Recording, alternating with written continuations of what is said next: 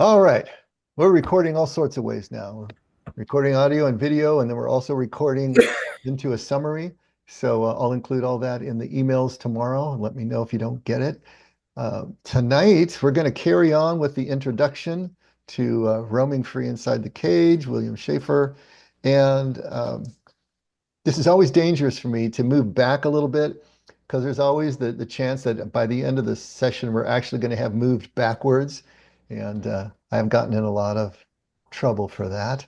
But I wanted to start us on page 24. That's XXIV in the Roman numerals. And I'm hearing, let's see, I'm going to mute you, George. I'm not sure if it's you. Testing? Yeah, it was you. For some reason, I was getting a kickback echo. But that you can always unmute yourself if you want to talk. So I'm not shutting you down, buddy. Okay. All right. Before we dive in to pick up, since last week we didn't get into the text at all, we were moved off onto reading from the Tao Te Ching and also from the Carl McColman piece on the inability to express the mystical. So we were kind of off really trying to gather together more of Taoist thought and the inability to express mystical encounters and trying to find this vocabulary and all of that. So we've been away from the intro for a little bit, so we'll back up a little bit, let's get a running start and connect. Before we do any of that, does anyone have anything, any old business, anything from last week or the ensuing week that you want to discuss that you feel was not developed enough or have some reaction to?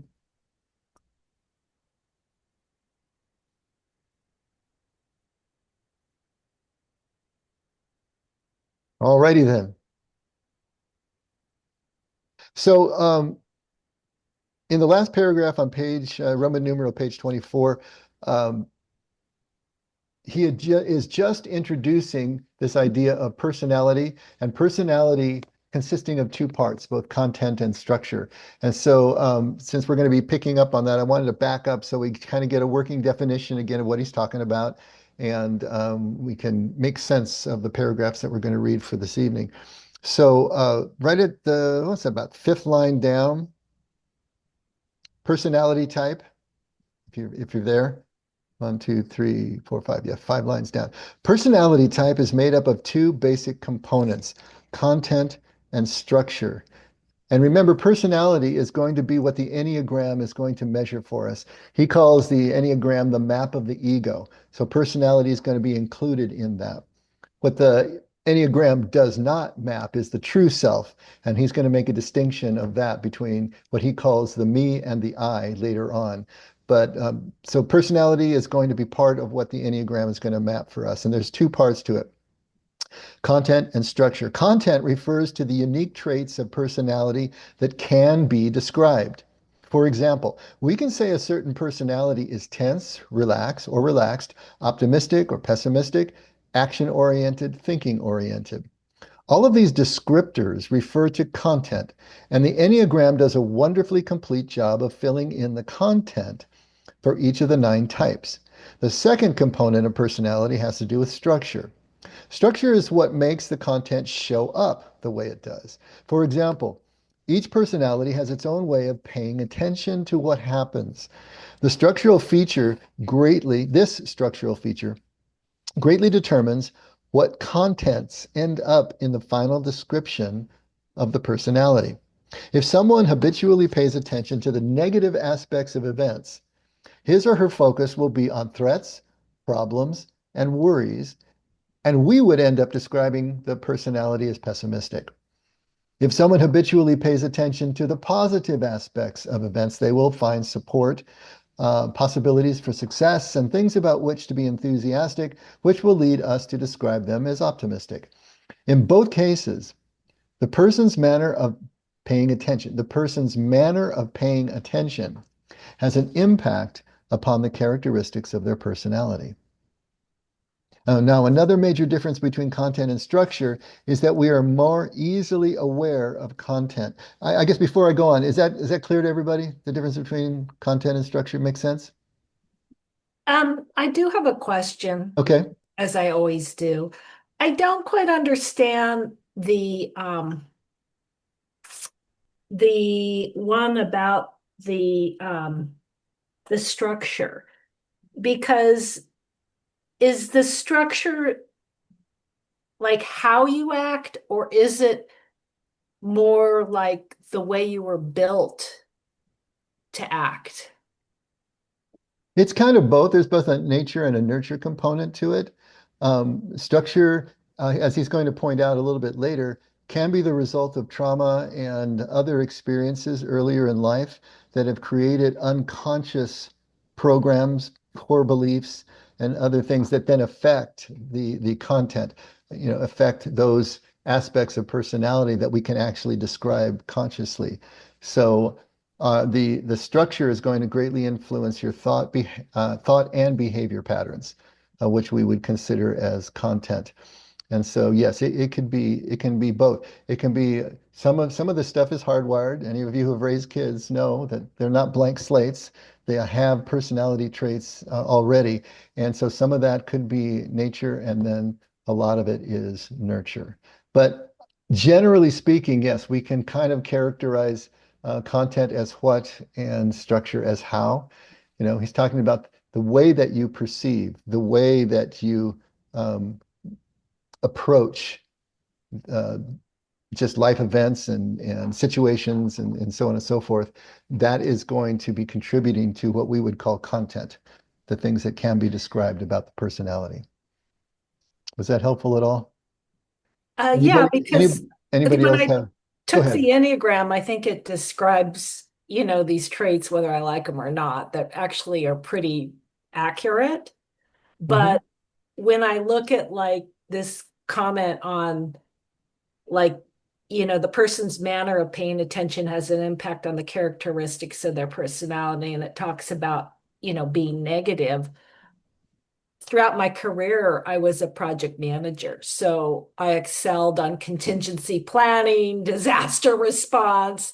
For the team, I always had to think what went wrong. And after, 30 years of doing that, I feel like I'm trying to unlearn, like always thinking of what can go wrong in this situation because it's Yeah. like natural.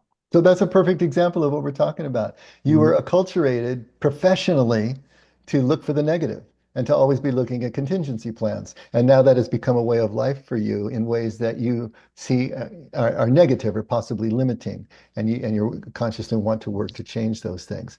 And that's a great insight because until you become aware that this is what has happened, there's no way that you're going to be able to even work through any sort of change. This is what the Enneagram is absolutely to be used for as a tool. It's to bring to light those aspects of our personality and our ego that are both limiting and also advancing for us, and then be able to assess that and continue to grow through it. But yes, that would be a great example. What you did that was so useful and positive in your job now may have some other more far-reaching aspects that you're going to want to work on. So, Yeah, that's what I have been working on because when I could see how I was looking at everything, I was looking for a team of 8 to 10 people who weren't paying attention to what could go wrong. And so, yeah, it just kind of exploded to where the point where it's like, I am a negative person. I don't like interesting, interesting. it. Oh, I just heard William's laugh. Hello, William. Good to see you there, buddy. Howdy. Anybody want to add to the content and structure? Fill in any Yeah, I blanks that I want I left? want to add because I took this class. This was about 7 years ago when I was learning more things about myself too. Like the descriptions we say about the content. This is your personality, tense versus relaxed, optimistic versus pessimistic. To me, you describe our actions and behavior, but these are value judgment. One can say, "Oh, I'm tense," but perhaps you're focused with the project. You get things done. Or you're relaxed, or one can say, oh yeah, you're so relaxed, you're lackadaisical, it doesn't get things done. What you can do in 2 weeks will move on for 4 months because we are relaxed. So one specific trait or behavior can be used with words that are either positive or negative. So I see them as value judgments. Well, if it's not a problem, it's not a problem. Yeah, but I can be stubborn, but I could also be tenacious. Okay. So But it's still a part of your personality.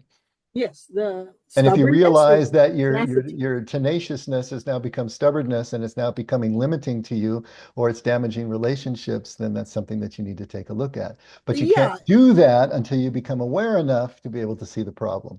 And that's but what a tool like the Enneagram can help us do. but sometimes one doesn't see it. Like I don't see it that it's stubborn or tenacious until I don't know. Well, I'll tell you what, It Ellen, if may everyone else sees it and you don't, then it's something you need to pay something's attention to. yeah. So I'm stubborn, is what you're saying. Yeah. Because I don't see it. I have blinders on. Well, none of us see it, you know. That's the thing. We can see everyone else's stuff, but it's really hard to see ours. That's why we need a tool like the Enneagram. Yeah, yeah. We can point it And out. also with the Tao, they're saying that, sometimes I feel like maybe your stubbornness is such a blessing, and that at other times it's a hindrance. So I think you just have to let it flow and be natural. Yeah, a hammer is a great tool unless you need a screwdriver. So Jennifer, I call it tenacity, not stubborn. I'm stubborn that way. You call it whatever you want, Ellen. All right. Well, we Dave, need some of that every so often. Jennifer's comment made me think of one of my clients who he's type 6 on the Enneagram, which is the skeptic. For years he worked he worked for the power company where like he would spend his time like falling asleep thinking about what he has to do the next day, right? Like thinking about what can go wrong and starting a new project and thinking about all the problems that could happen around it. And it was a superpower on his job, right? So when he showed up the next day, he knew what the to-do list looked like and so on. But at home, when his wife suggests, let's take a trip, he immediately thinks about all the things that can go wrong. So she's experiencing him as like a wet blanket who is always negative and always complaining. And this very quality of being the skeptic who is always thinking about what can go wrong becomes a weakness at home, where at work it was a superpower. And I think that constantly thinking about the problem before it occurs that's the structure. And then the content would be either planning for his next day at work or criticizing his wife's plans. Yes, all ethics are situational, right? So we have to be able to match what it is we're doing to the situation that we are in. And so that it's appropriate, and it's affirming and it's bringing us closer together in relationship. That's what we want to be doing. So when tenacity is bringing relationship closer together, it's great. When stubbornness is blowing things apart, it's not so much. And so that's what we're trying to do. We want to be able to discern within ourselves, which is the hardest thing in the world to do, especially in the heat of battle, online when things are unfolding, to be able to have that watcher, that part of us that can monitor the ego and what it's doing and bring all of our strengths to bear and minimize the weaknesses. But sometimes the weaknesses are strengths in another situation. And so to be able to flip that script, that's the whole ball of wax here in terms of human development and spiritual growth. Now, here's the next point he makes is also really important for us to understand. He says another major difference between content and structure is that we are more easily aware of content.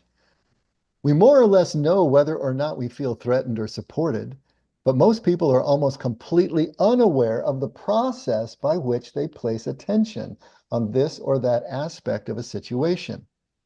In fact, most people don't even believe that such a process exists.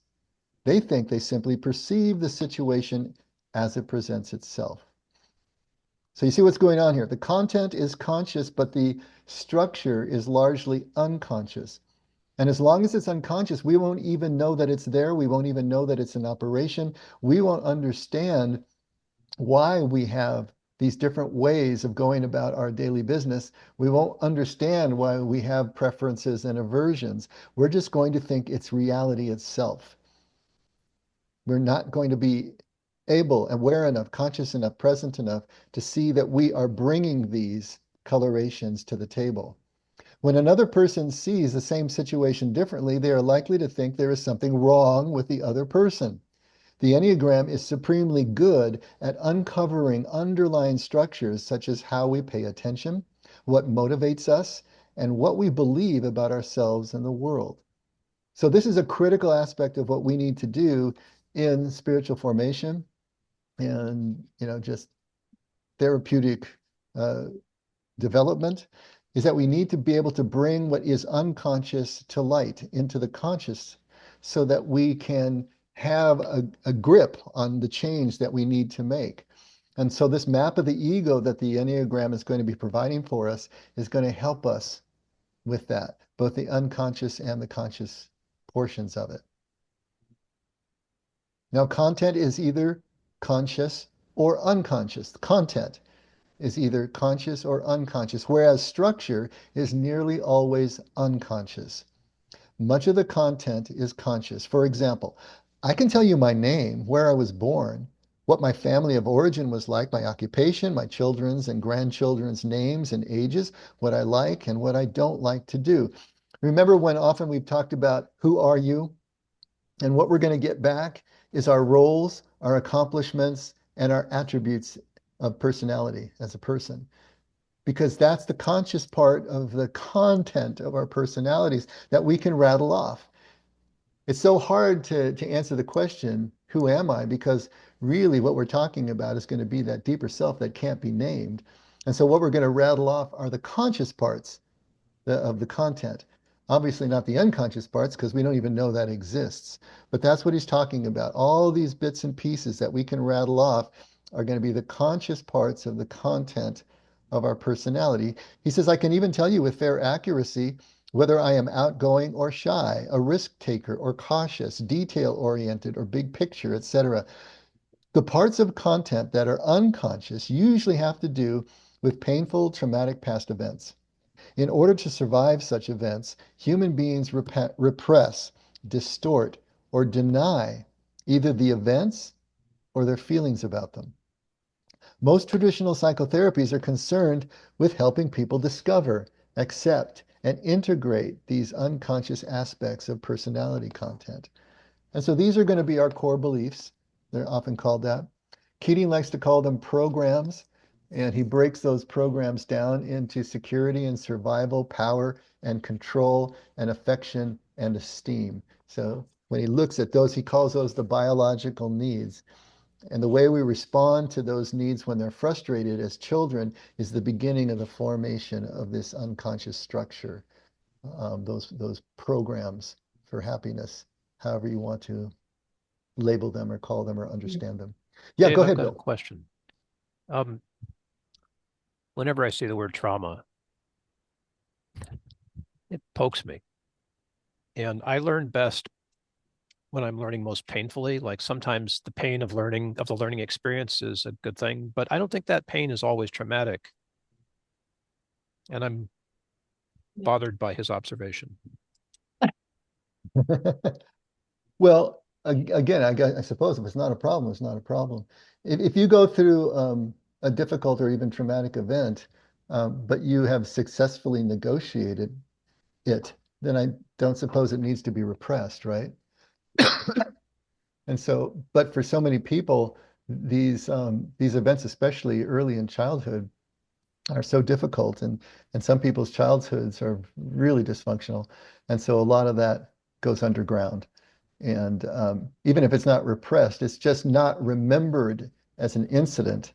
It's just learned in terms of how to cope and survive and reestablish some sense of control as a child. that allows us to survive the situation as it is. And then, of course, when that situation changes, as the child grows up and leaves the home or whatever, the programs don't go away. They're now firmly embedded in the gray matter. And so they persist on until we go through this process, either therapeutically or spiritually, to bring them up and out. But I get your point, though.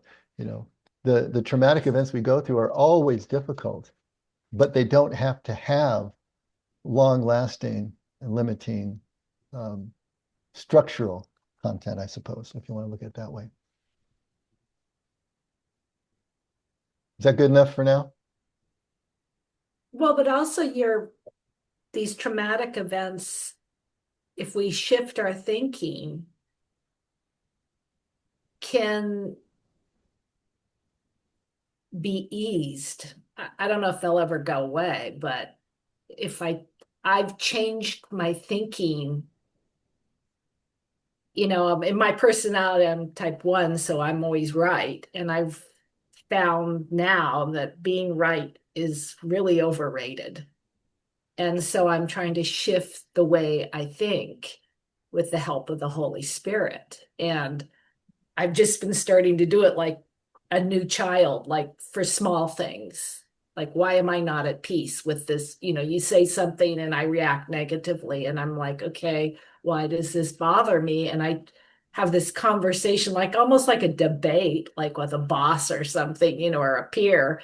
And I'm like, okay, how do I feel? Is there a different way that maybe I could feel better?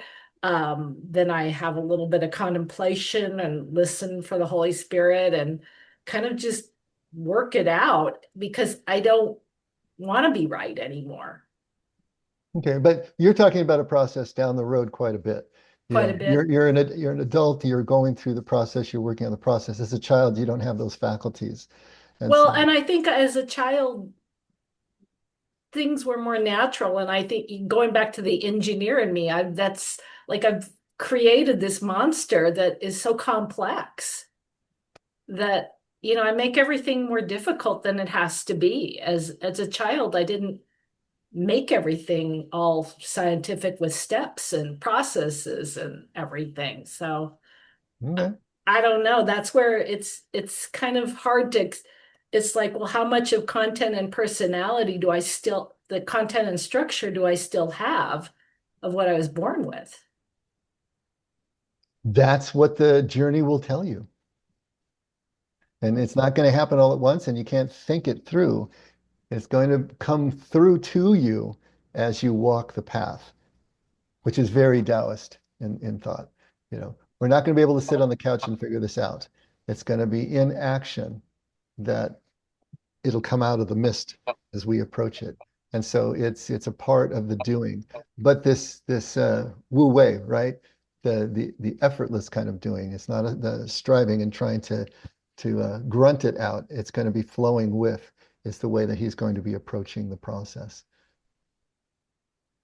So it feels different than a lot of other things that we do in terms of the way that we try to advance ourselves. It's going to feel very different. We've talked about that as well. Yeah, I just had a thought too about being right, because I finally developed the fact that there's two ways when you believe you're right. One is you believe you're right and you insist you're right. The other way is you believe you're right. You don't have to insist on that anymore. The third is you believe you're right, and then you realize I was wrong after all. That's the difficult part. The other two are easier, actually. But I'm just saying, those are the different ways one can go. Or you realize that the only time you were ever wrong was when you thought you were wrong, but you were really right. Ooh. Oh, that's true. Yeah, see? I told you so. Yeah. You don't want to rub it in. All right. So I think that this is pretty clear about the conscious and unconscious components of structure and content, I hope. He continues, the structural component of personality is usually almost completely unconscious, at least in the beginning, at the beginning of personal development or spiritual work. That's important, right? So the structural component of personality is usually almost completely unconscious, at least at the beginning of personal development or spiritual work. So kind of what Jennifer was talking about, later on in the process, we become more and more aware of the structural underpinnings of what is causing the conscious content, what is driving it, why it looks the way it does. But at the beginning, that's our problem. We don't know what we don't know. We don't know why we do the things that we do. It's like that famous passage from Paul in the New Testament where he sounds so neurotic, you know. Why do I do the things I don't want to do? And the things I do is what I don't want to do. And what a wretched man I am. And he's brilliantly describing this process right here. And when we don't know what the structure is, and we don't have any idea of that unconscious structure, then all sorts of things are going to be happening that don't even make any sense to us. Now, obviously, by the time at least he got to the point of awareness that he realized that he was doing things he didn't want to do. Before that, you're in just blissful ignorance. Everything makes sense in your little bubble. No matter how disruptive and how dysfunctional it may be, to you, it makes perfect sense. Everybody else is crazy. Everybody else doesn't understand you. Everybody else is raining on your parade. And then you get a little further down the road and you're like Paul and saying, why do I keep doing the things I don't want to do? All right. And then after a little more time on the road, you can start to understand why you do the things that you do. And now that it's up in the conscious, now there's a way to actually be able to dissipate it. You know, maybe it's in a CBT way or whatever it is that you're doing, but you can actually dissipate it, but not until then. And so this is the way of Jesus. This is what he's talking about. We have to become aware enough, conscious enough for this to happen. People who are basically mistrustful and suspicious of others generally don't know they are. They simply think others are not trustworthy. Now, we say a lot of times the reality we believe is the reality we endure. That is so true. It's just your reality. And so you have to live that. It's kind of what Jesus was saying about judgment, right? Don't judge because the standard that you use is going to be meted out to you because the standard you use is your reality. You're using it to judge others, but you're automatically living that reality yourself because it is your reality. You don't know yet what you're doing.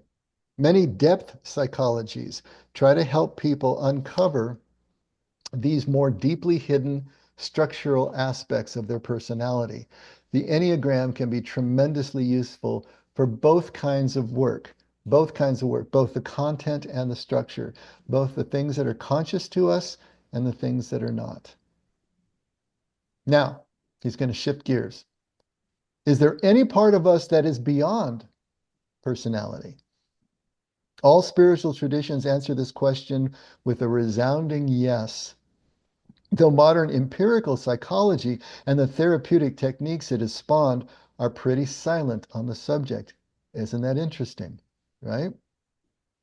A helpful way to distinguish the personality from what lies beyond it is to think of the personality as the me and the other dimension as the I. Okay, so these are arbitrary labels that he's giving it, although me in English is an objective case, right? And I is a nominative case. So I would naturally be the subject and me would be the object. And so he's trying to get somewhere with this, of course. And we have that I-thou relationship that we have talked about in the past, of course. So as soon as we reduce something to an it, where we're talking about it now as an objective or an object. And so now it's at arm's length. But what we want to do in the I-thou is have that's completely connected.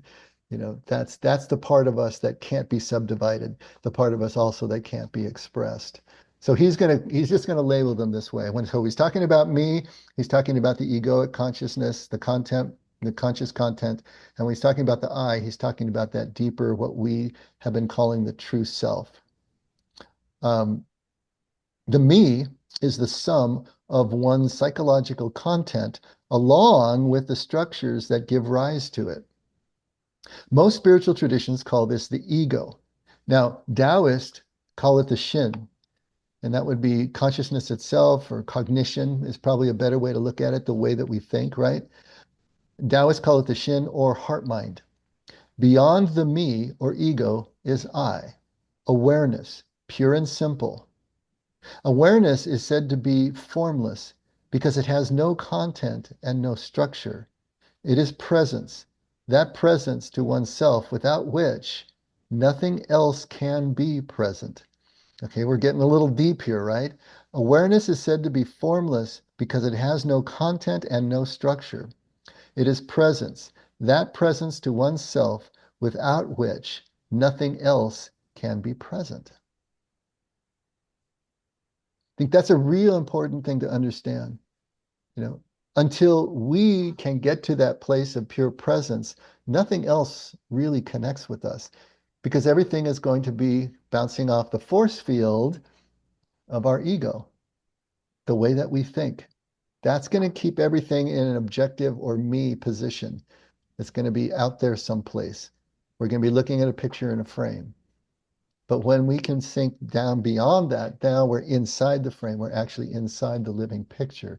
And that's a very different kind of relationship. As I was reading this, something struck me, and this is a bit of a bunny trail, and you get this all for free, okay? But I just wanted to point out to you, if you read Genesis 1, let's just take a read through and think of it in terms of what we've just been reading. In the beginning, God created the heavens and the earth. Now the earth was formless and empty. Darkness was over the surface of the deep, and the Spirit of God was hovering over the waters. Now, in that first stanza there, think about what he's talking about. We just said that awareness is said to be formless because it has no content and no structure. And here, all of creation is formless and empty, has no structure, has no content.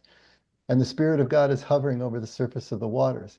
But then in verse 3, God says, let there be light, and there was light. And God saw that the light was good, and he separated the light from the darkness. And God called the light day, and the darkness he called night. And there was evening, and there was morning the first day.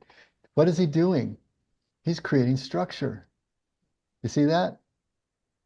He creates, first of all, light in Hebrew and darkness doesn't just mean physical light. It means chaos and harmony. Something that is structured, something that is ordered, and something that is chaotic, not necessarily in a bad way, but chaotic in the way that wind and water are chaotic.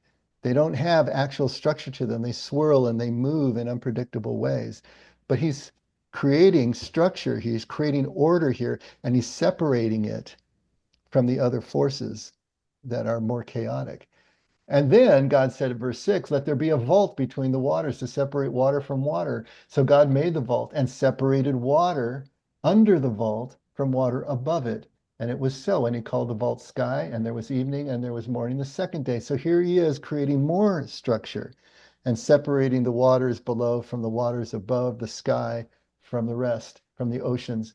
And then God in verse 9 says, let the water under the sky be gathered to one place, and the dry ground appear. And it was so. And God called the dry ground land, and gathered waters he called seas. And God saw that it was good. Now he's creating more structure, separating land from ocean. And then in verse 11, God said, let the land produce vegetation, seed-bearing plants and trees on the land that bear fruit with seed in it according to their various kinds. And it was so. The land produced vegetation, plants bearing seed according to their kind, and trees bearing fruit. What's he doing? He's creating content on top of the structure. And then will there be lights in the sky and vaults in the sky, and it goes on and on. He creates more and more content as he goes. But I just thought it was kind of fascinating that in the creation story, we kind of have the blueprint for the way that we develop as individual beings. We start formless and empty as children. We are pure presence. There's no structure and there's no content. Slowly the structure gets put in place, and then it gives rise to the content after that. But I just, like I said, it's a bit of a bunny trail, but for whatever that's worth to you, I thought it was pretty cool. Very interesting. But Dave, Yes, so sir. God's using content to create structure? No, he's creating the structure and then adding the content to it. Okay, I Without can the see that. structure, without some of the order that he creates, the content would have no place to rest. This is kind of a crazy question, but where would you say that it shifts from structure to content? Oh, that would be verse 20. I know that's not your question. Um, it shifts as he is now creating specific, in this case, living creatures to inhabit the structure that he's created. That would be the shift, you know. And you know, this isn't going to be a perfect analogy, of course, to our development as human beings, but it does follow a general pattern, I thought, that was really interesting. It was the word formless that really struck me, and I had to, because I know that that's Genesis 1. And I went back and was just rereading it. And it's like, this is pretty cool. There's a shape here to it. You know, there's a direction to all this that kind of mirrors it. And of course, in the creation of Adam and Eve, you have the same thing. You know, first they don't know they're naked. They just live in harmony with everything in the garden. They walk with the Lord in the cool of the evening, you know. But then as soon as they eat from the tree of the knowledge of good and evil, now structure and content as we understand it in the ego is formed out of that. And that is the beginning of self-awareness, you know, in the individual and perhaps in the race in general as well. But it's to me, it's here is a Bronze Age document which does such a amazingly beautiful job of mapping the human psyche and the way that we develop in a metaphoric way. Thank you. Anyway, like I said, you get that one for free. That was kind of neither here nor there, but for whatever it's worth, I get excited about this kind of weird stuff. Oh, where were we? Okay, so it is presence. That presence to oneself without which nothing else can be present. There is only one such awareness. Okay, this idea of I. There's only one such awareness because presence is utterly simple and cannot be divided into parts. The presence in you is identical to the presence in me, for we are both I in equal fashion to ourselves, even though we each possess a distinctly different me. Making sense? Mhm. You know, so Jung calls, you know, talks about the collective consciousness and all of that. So there is a part of us that is just that indivisible I. And that is the part that we all share together, that collectiveness, that part of us. When Brady talks about his death experience, or we talk about, you know, a psychedelic experience or a mystical encounter, the reason they are so singular and the reason they feel in general so similar to everyone who experiences them, because you're moving into that you're moving into that collective space that we all share. Now, on top of that is built all of the me structures and content that are completely individual to each one of us, but we share that deeper identity in common.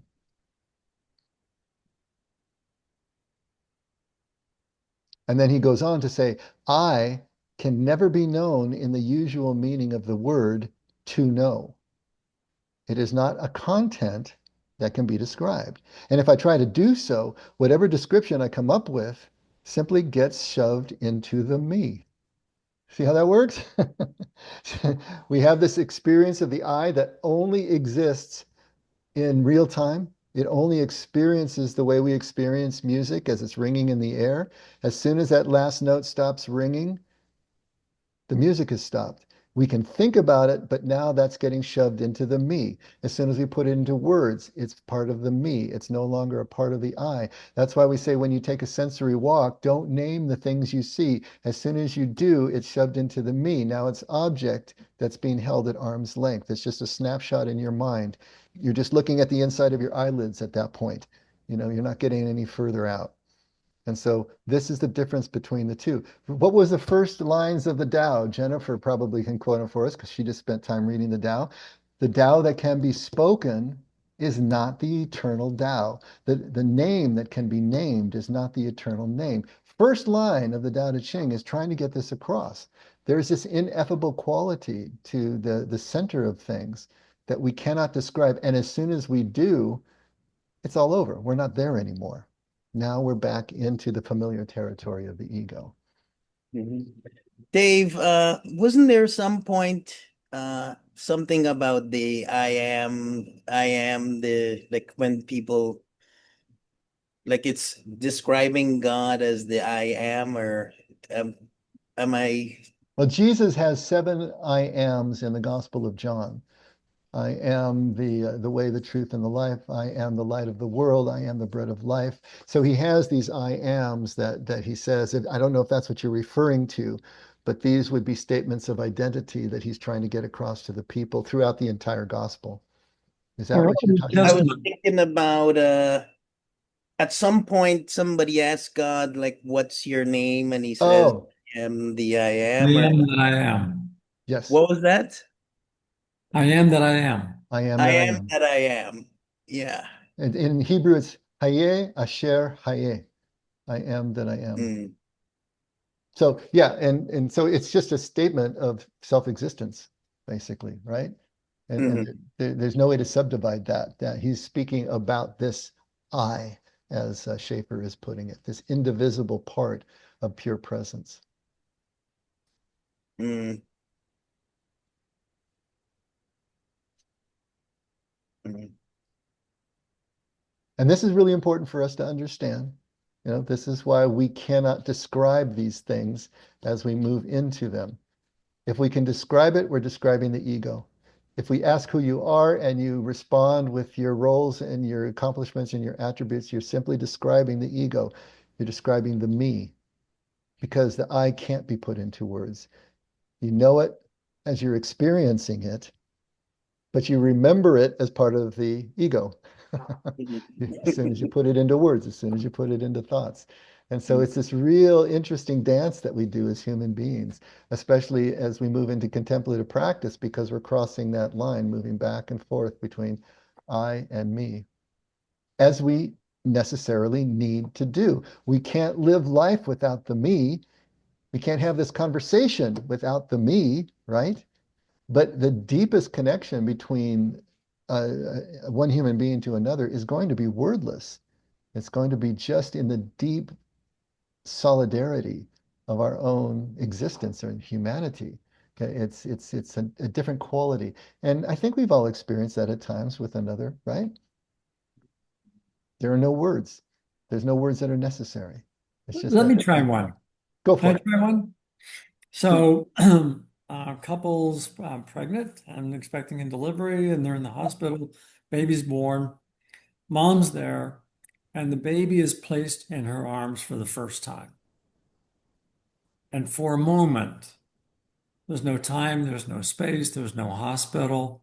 There's just pure presence, pure presence. And she or her husband, whoever has experienced that, can never articulate it ever. And then she thinks, baby, now we have structure. Mm-hmm. And then the husband says, let's name her Sally. Now we have content, right? Okay. That's perfect. So when the baby is first placed on the chest, the earth is formless and void, and God is hovering over the face of the deep. As soon as you say, let there be light, now there's structure. Yeah. As soon as you name it, it changes. And that's the evolution of this. That's perfect, Brady. Perfect.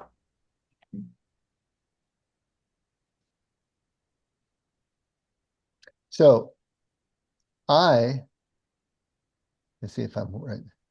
The presence in you is identical to the presence in me, for we are both I in equal fashion to ourselves, even though we each possess this distinctly different me. I can never be known in the usual meaning of the word to know. It's not a content that can be described. And if I try to do so, whatever description I come up with simply gets shoved into the me. Trying to know about I is a little like trying to step on the head of your shadow. It keeps moving just ahead of you as you stick out your foot to try to capture it. That's a great image. I love that image. And it really does kind of uh, capture the sense of trying to know our true identity. I've often likened it to chasing the horizon or the end of the rainbow, but trying to step on the head of your shadow is another good way to look at it. Um, you can't get there rationally.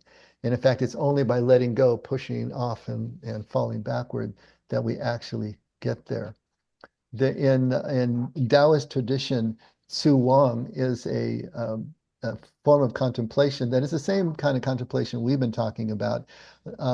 Su Wang literally translates to sitting, forgetting. It would be sitting in oblivion would be another way to look at it. But it's that place of complete non-attachment, that place of choiceless awareness that it's sometimes called in contemplative practice. But that idea of forgetting everything, sitting and forgetting. Jesus says you want to find your life, you have to lose it. It's the same idea here. And so that place of just complete not knowing, unknowing, is what this contemplation is all about, what centering prayer and meditation is all about.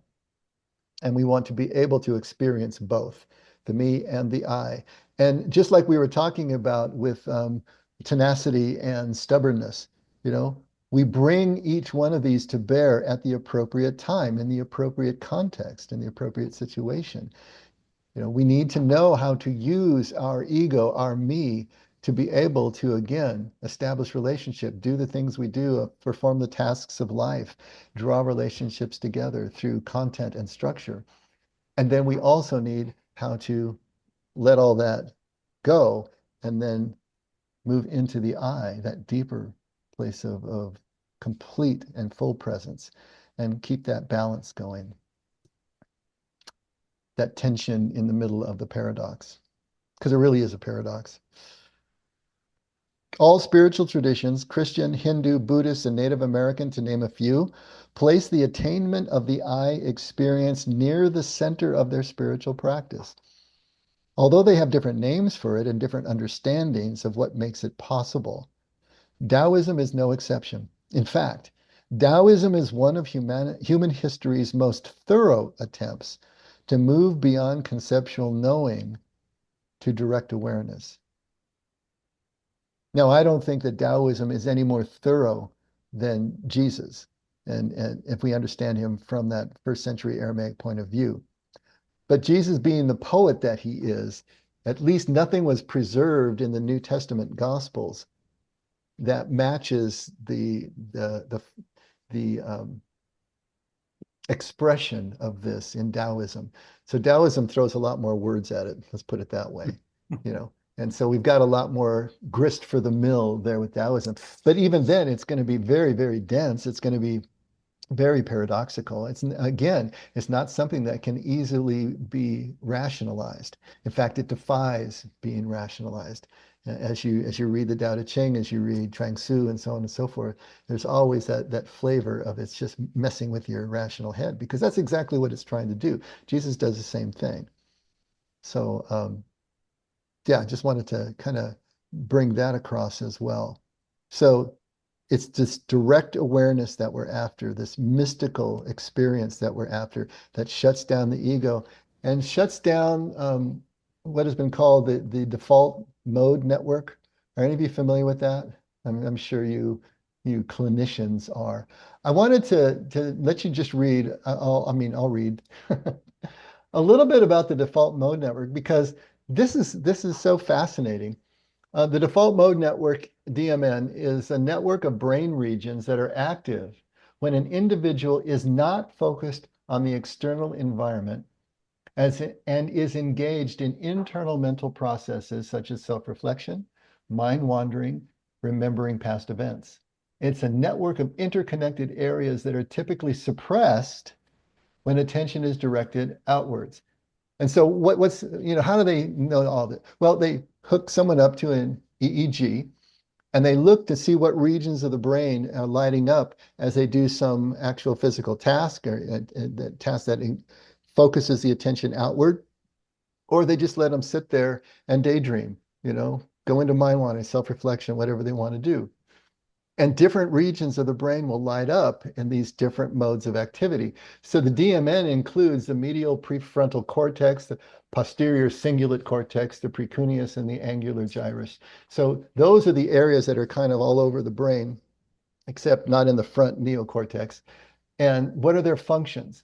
They're primarily associated with internally focused thought, including self-referential thought. So when the DMN, those structures that we just talked about in the brain are lit up, the person is going to be engaged in self-referential thought, thinking about oneself, personal experience, and identity.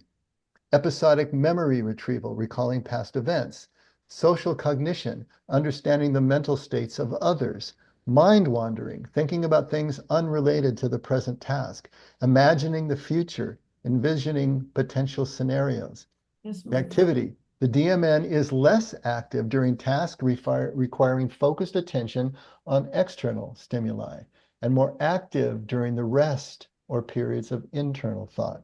When it gets into dysfunction, altered DMN activity is linked to various neuropsychiatric disorders, including Alzheimer's, depression, schizophrenia.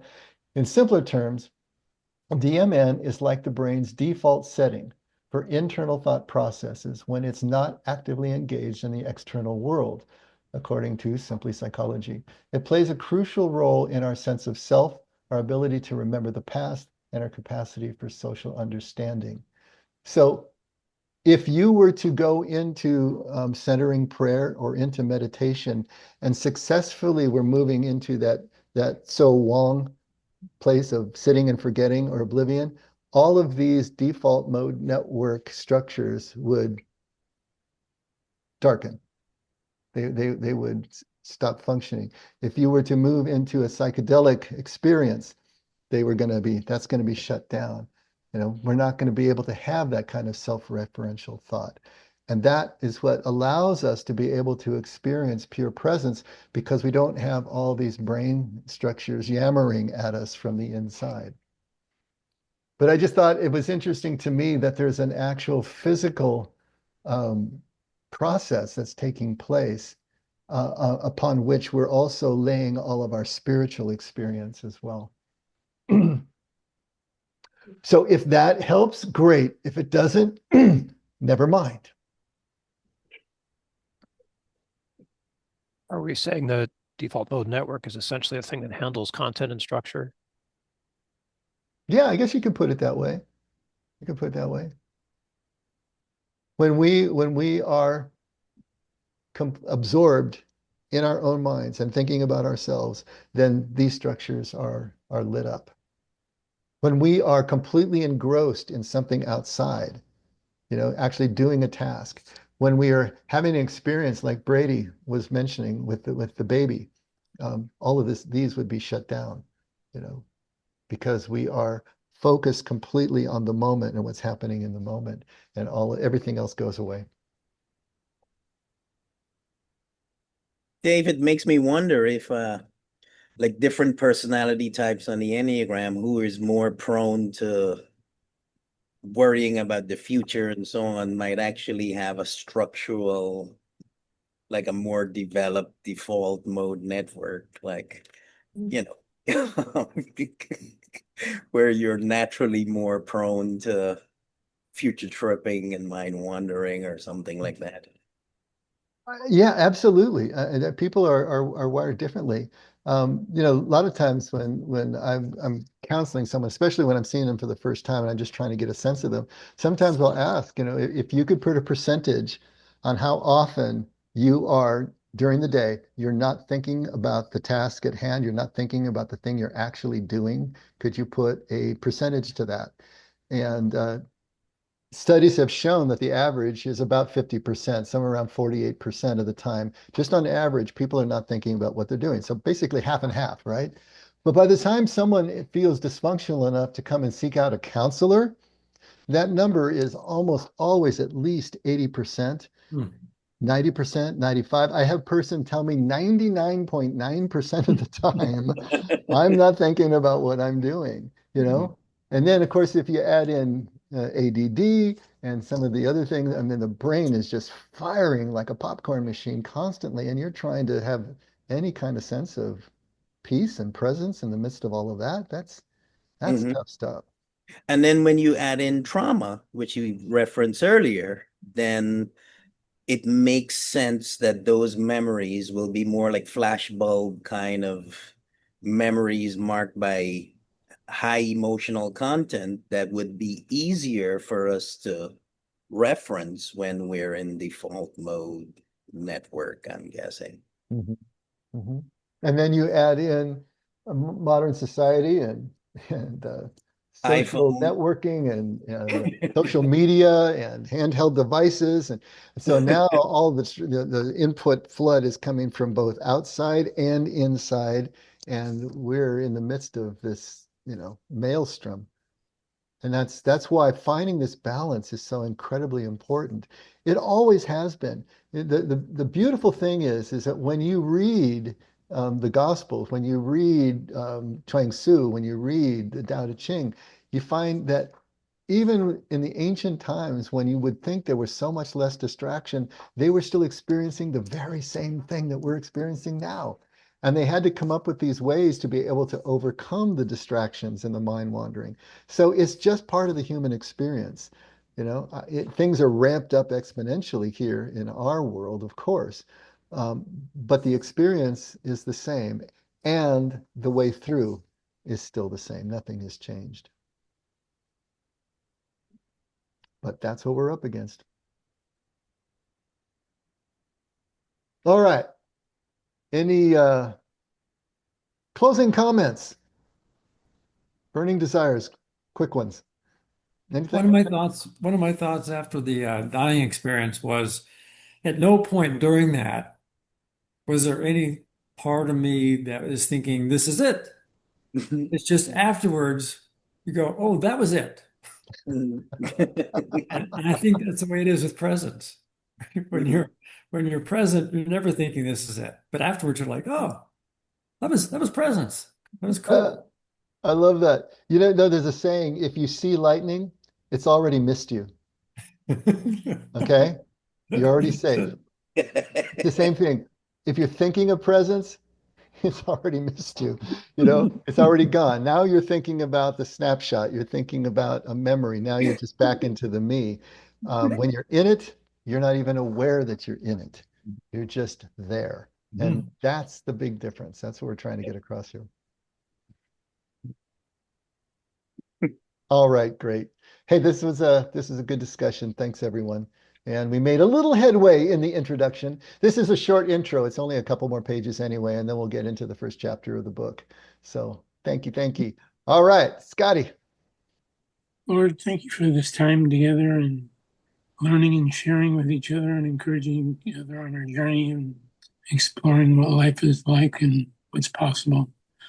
We just want to express our gratitude and say thank you, and we love you, Lord, and we're appreciative for all we have in our lives and all there is to learn. There's a never-ending stream of things to learn.